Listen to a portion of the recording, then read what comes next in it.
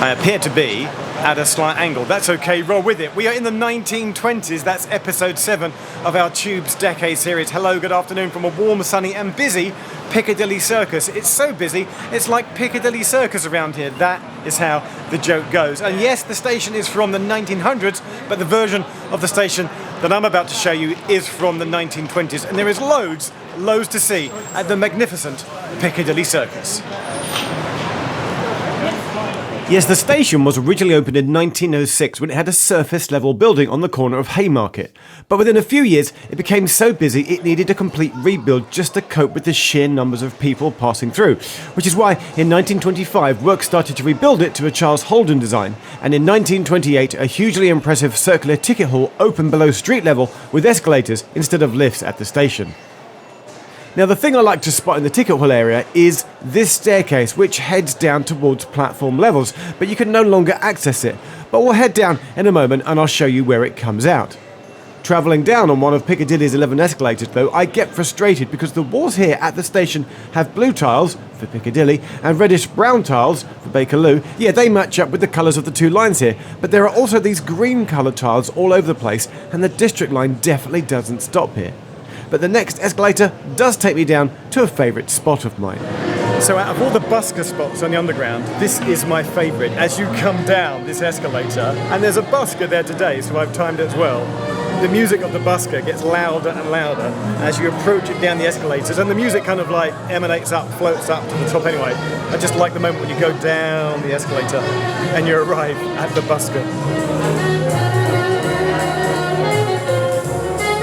And right next to the busker at Piccadilly is a shortcut, which I frequently use as well. So, that spiral staircase blocked off on top was part of the old emergency spiral staircase that took you all the way down. There's a little bit of it here, and this is my favourite shortcut on the whole of the underground, because there's a little sign back there that says Bakerloo line, and you come up these steps.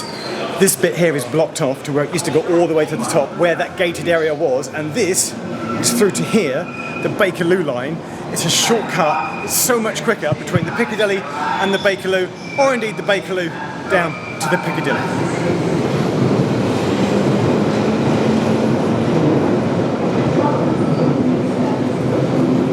Now that shortcut brings you out to the northbound Bakerloo line platforms. And if you walk down it and walk to the point where the front of the train stops, you can then do this totally cool thing where you turn around and see something magnificent. The in-between tunnel wall opens out here to accommodate a crossover in the tracks, and that means that you can see the tunnels side by side for both the northbound and the southbound. And that is something that I like to think is deliberately replicated here in these tile patterns on a nearby wall. Anyway, wait long enough, and from the northbound side, you get to see a southbound train roll in. And yes, obviously, it works in reverse as well. Go over to the southbound side, and you can look across and see northbound trains departing and heading down into the tube tunnel. It just looks outrageously cool. Now, it's about this point of the video that I normally get a static shot of a roundel and comically overlay an anagram with the name of the station that I'm at. But Piccadilly Circus already has a quirky roundel. This going out one is a remnant from the 2021 Welcome Back to London campaign.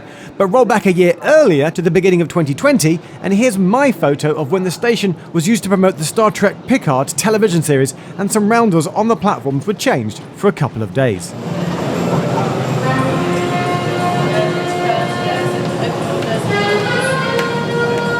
Back up to the magnificent ticket hall, and for many years the thing to see in this area here was the moving mechanical world time clock, which shows all the time zones around the world. But overshadowing it, almost literally now as its opposite, is the newer Frank Pick Memorial. Called Beauty Immortality, it was unveiled in 2016 on the 75th anniversary of Pick's death. Back on the street, and I've noticed a discrepancy with the number of exits at the station. You see, the official exit guide has just 4 numbered exits, but closer investigation revealed that 3 of those split into 2 separate staircases, meaning that there's 7 staircases in total to get between the ticket hall and street level. And my favourite is this one, purely because it has one of those old police telephone call boxes very much no longer in use, like a mini TARDIS just sitting there and ignored by the thousands and thousands of people who walk past it every day. Oh yes, Piccadilly Circus is busy. It really is. It's like Piccadilly Circus around here. And that's the last time I'll make that joke. And underneath the huge advertising screens in Piccadilly Circus that dominate it is the statue of Eros.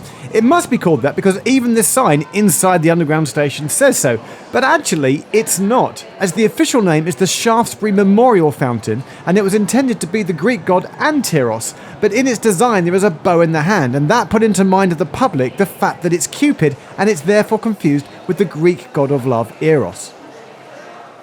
And I just want to squeeze in a quick map as well, because it's an interesting fact to know that Piccadilly Circus was for ages a stop on the proposed Chelsea to Hackney tube line. You can find maps online that show it as a lime green colour like this. But you should note that now that this has been superseded by the plans for Crossrail 2, if ever that should happen, Piccadilly Circus won't be a stop and trains would call at Tottenham Court Road instead in the central part of town.